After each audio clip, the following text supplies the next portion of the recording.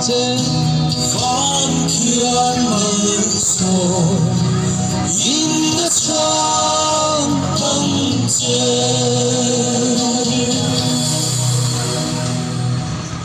siami puite an balom tak lunglei civil hospital a riarun changlo tinu fa tan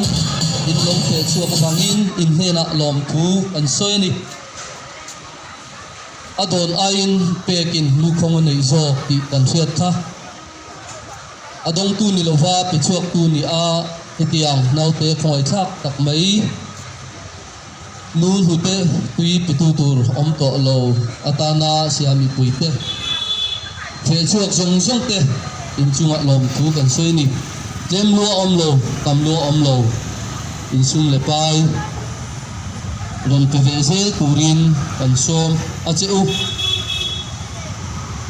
an thwe chuangin kan hung loka lunglei civil hospital a zo nu now kolaya nei to a boisom ngaya civil hospital a boisom tura vadila khumruak om to lo pian hol lo ni ta te nu fa khoi thak tak te tan kina hian an lo fe chuak ani mi timol kho tur ngor emo an ni lova tu ma fel fam tim an om lo an ni po an lo ti pal te po ni ve mai thi e kan pui ngai ngoi hol an lo ni ta kha arun chak om min arun chak em kan tanala lisok krista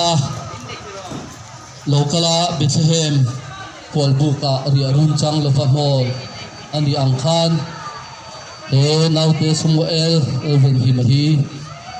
lunglei civil hospital a mol aloni a koi kan titak zet ani hetiang thil hi kan rama hun chen to lo se Mizoram mi puiten ril rule titak zeta chan pui ngai te kan chan puya kan dam do doi ina thoku te pon pathian rom bol na in ngain thil te kan lo ti sual palang ti lawa mi khwal te dam lo te kan mi khwal te nia kan mi khwal te hena hena lisok krista hi alo om palang ti lawa dua takle chataka en kol tura kanin buat sahi angai tak mi ani unhuna po hian anu enkol da duang to ahu to lo wanga abora sentak Samuel ven himatan kanon out chua ani engponi se Mizoram pumpuya kandam to ina thok tu te mi chom ngai tak te min pe tak te mir thei te tan pui ngai a tan pui thin tu te sum le pai te le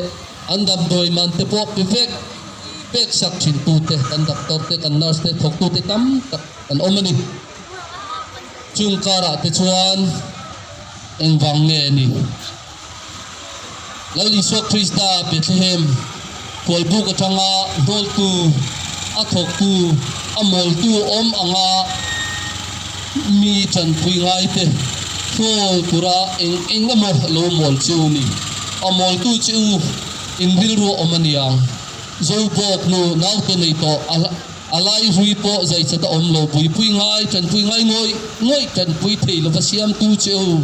sual va tho ani ome chu chuan nau te khoi tha tak mai